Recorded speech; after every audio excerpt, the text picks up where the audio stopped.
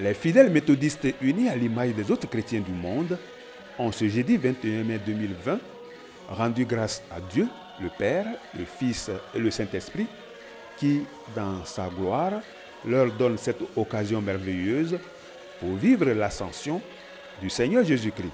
Le Seigneur n'a pas permis, à cause de ce qui s'est passé, que nous ne fêtions pas la Pâque comme nous l'avons souhaité, mais ce matin, il nous donne de célébrer la montée du Seigneur dans les cieux et c'est une joie pour nous que de nous retrouver dans cette circonstance. Bien sûr, nous respectons les mesures barrières de sécurité, le lavage des mains, le port des cache-nez, dont toutes ces dispositions sont prises en compte. Au temple Horeb de Yopougon-Trois-Rouges, ce culte spécial de la montée de Jésus au ciel a été officié par le très révérend docteur Marcel Tata, en charge de cette communauté. Nous retenons de grandes choses par rapport à l'ascension. Les disciples ont vu Jésus se séparer d'eux, donc il y a la douleur de la séparation, mais en même temps, il y a les derniers enseignements qu'on appelle la grande entrevue, la suprême entrevue de Jésus, qui les rassure, qui les met en confiance. Et du coup, quand il le voit partir, il y a une deuxième chose importante, la nuée. La nuée qui symbolise la gloire de Dieu. Pour dire que Jésus n'est pas monté ou n'est pas enlevé, il est entré dans la gloire de Dieu. Et symboliquement, on dit montée ou ascension, parce que ça donne une idée de quelqu'un qui est en train de partir et qui part en haut. Mais en fait, les nuées montrent qu'il est entré dans la gloire du Père, comme lui-même l'a dit. Et la conséquence, justement, de cette manifestation glorieuse, c'est l'adoration des apôtres. Et ce que nous devons faire, c'est de l'adorer, c'est de lui rendre grâce, c'est de le prier. Parce que 10 jours après, ce sera la venue de l'Esprit, ce sera l'effusion de l'Esprit sur toute chair pour répondre à la prophétie de Joël au chapitre 2. L'ascension selon l'homme de Dieu se situe dans la grande mouvance de la fête de Pâques, qui est la résurrection glorieuse du Seigneur Jésus-Christ. Et cela après toutes les souffrances que connaît le peuple de Dieu.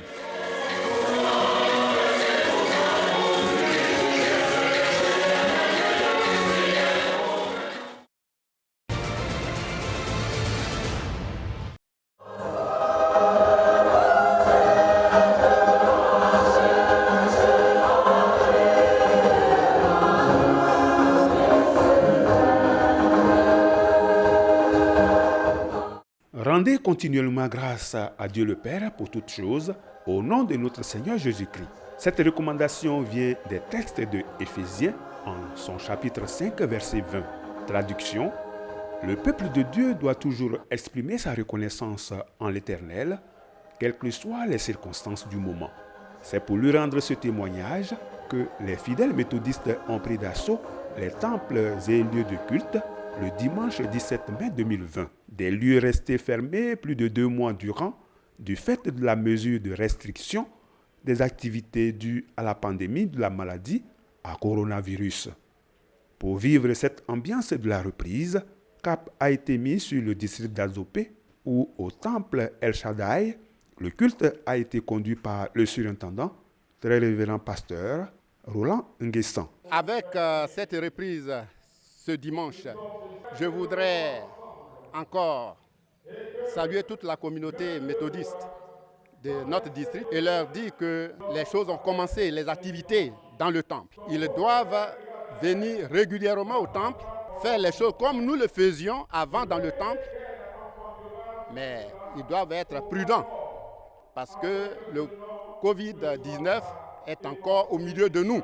Continuons de prier pour les chercheurs, ceux qui sont en train de faire des efforts, nos médecins et tous ceux qui sont de la santé et qui font les recherches pour qu'un vaccin soit trouvé et pour que des médicaments appropriés aussi soient trouvés. Outre le pasteur, les responsables laïcs de El Shaddai sont également heureux de ces retrouvailles. Nous sommes très heureux d'avoir parmi nous la radio méthodiste ainsi que la télé méthodiste qui vient vers nous voir comment nous respectons les mesures barrières édictées par le Conseil de sécurité de notre pays. nous voyons que tout le monde entre dans ce processus-là. Nous allons veiller à ce que cela soit respecté scrupuleusement dans notre district. Aujourd'hui, c'est le jour d'ouverture officielle, d'action de grâce à Dieu, ouverture de l'Église.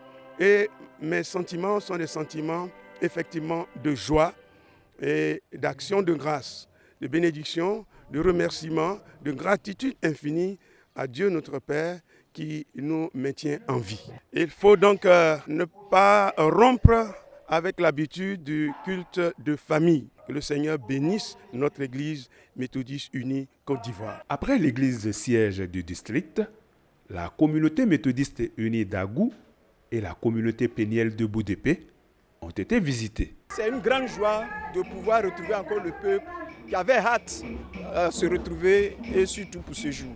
Pour tout et en tout, nous devons tous dire merci à Dieu. Non seulement le mot merci, mais lui rendre témoignage de ses hauts bienfaits, le chanter, le louer, même à travers des danses, mais aussi par notre participation active, à travers des œuvres palpables. Avec les conseils de notre pasteur, on a essayé d'organiser nos cultes au niveau des classes méthodistes. Et aujourd'hui, la conférence nous a donné l'ordre de se retrouver. C'est une très grande joie qu'on puisse encore ouvrir les temples pour qu'on puisse venir adorer notre Dieu. Vraiment, je dis merci à Dieu.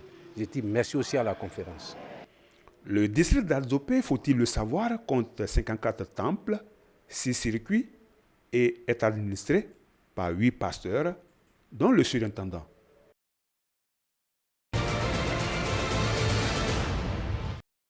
Dans le district d'Agboville, la joie était aussi grande pour les fidèles de voir les activités reprendre. Aujourd'hui, après un certain temps de confinement, on est heureux de se retrouver ici encore. Ça veut dire que Dieu ne nous a pas oubliés, quel que soit le degré de foi que nous avons. Dieu nous a entendus, c'est ainsi qu'on a commencé à se retrouver par petits nombres pour être vraiment au complet dans l'avenir. Vraiment, c'est avec beaucoup de joie que nous retrouvons notre beau temple. Ça a été difficile de nous séparer des frères et sœurs, de ne pas vivre durant près de 2 mois la communion fraternelle. Ce matin, nous retrouvons des visages, c'est une grande joie. Nous pensons que Dieu, qui a vaincu la mort, nous permettra de franchir les prochaines étapes pour que véritablement tous les frères et sœurs se retrouvent dans la paix, dans la joie, la communion fraternelle. Composé de 53 églises locales et de 15 champs de mission, le district d'Agboville est animé par 10 serviteurs de Dieu au niveau du corps pastoral. Il y a 2 mois, on était confinés. Bien sûr que les prières continuaient dans les familles. Comme j'ai dit tout à l'heure, que le confinement était aussi biblique. On priait, mais être ensemble avec toutes les familles était vraiment l'idéal. Effectivement, Dieu a fait que aujourd'hui, nous puissions vraiment nous retrouver en famille pour célébrer ce culte à son honneur. Demeurons en prière et aussi avec les mesures barrières pour que d'ici peu, Dieu nous délivre totalement. Au temple à la Nouvelle-Jérusalem, les fidèles méthodistes ont suivi le culte présidé par le très révérend Anthony Begré-Hulz dans le respect des mesures prises par la direction de l'Église aux fins de limiter la propagation du coronavirus.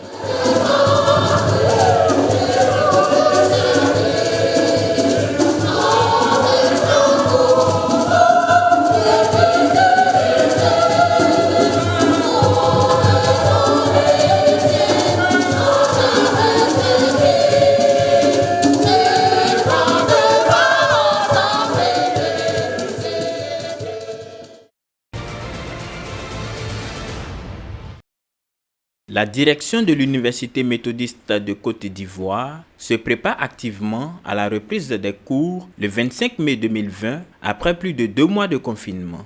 Pour rappel, c'est le 16 mars 2020 que le gouvernement a pris la décision de la fermeture de l'école ivoirienne en vue d'endiguer la propagation de la maladie à coronavirus. Et pendant toute cette période, la direction de l'Université méthodiste de Côte d'Ivoire n'est pas restée les bras croisés. Nous avons réfléchi pour essayer de mettre en place un certain nombre de plateformes.